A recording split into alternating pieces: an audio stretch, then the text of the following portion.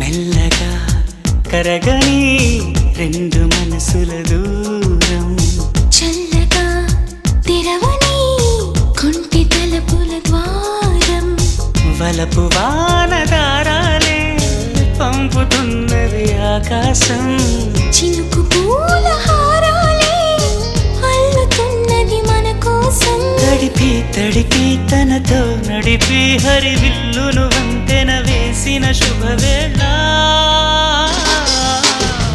ఈ వర్షం సాక్షిగా తెలపని నూరాకే సొంతం, ఈ వర్షం సాక్షిగా కలపని బంధం, మెల్లగా కరగని రెండు మనసుల దూరం.